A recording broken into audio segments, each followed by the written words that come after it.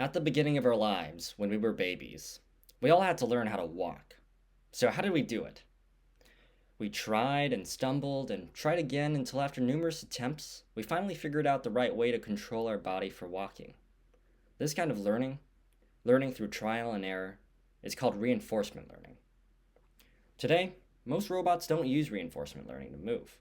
Rather, robots move using meticulously handcrafted rules and complex mathematical models. This might work for a simple task, such as walking on flat ground. However, when it comes to a more difficult task, such as getting a robot dog to climb a near vertical rock face, such as how mountain goats can, these models and rules just aren't enough anymore. My research is about not using these hard-coded approaches, but applying reinforcement learning to have the robot dog teach itself how to climb a cliff. This approach is promising because the robot isn't constrained by the ability of the human programmer. Rather, it can come up with its own approach that could be more efficient and dynamic than what any human programmer could achieve. Before I explain how reinforcement learning works on a robot, let me explain some fundamental principles of robotics. A robot has sensors that are able to situate the robot. For example, my robotic dog has cameras to see, force sensors to feel, and gyroscopes to sense orientation. The robot can also move each of its joints. In a robot dog, there's 12, 3 for each leg.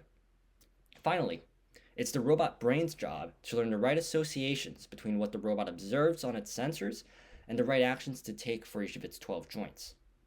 What reinforcement learning does is that it tunes the robot brain such that it knows how to choose the actions that receive the most rewards given its situation.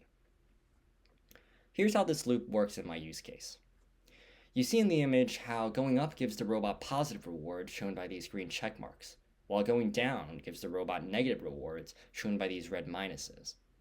Say that this robot climbs up a step and receives a positive reward. The reward will then be sent to the robot brain along with sensor observations.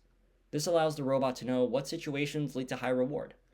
My reinforcement learning algorithm then tunes the robot brain such that in the future, the robot will take more actions that are likely going to bring the robot to similar high reward situations.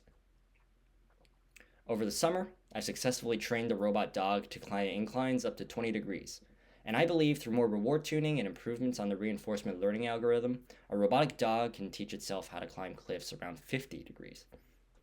With this research, I'm hopeful of a world where robots roam the highest peaks and the deepest of valleys to explore places no one has ever been before, and to rescue lost hikers or victims of natural disasters, and to transport vital goods to remote places.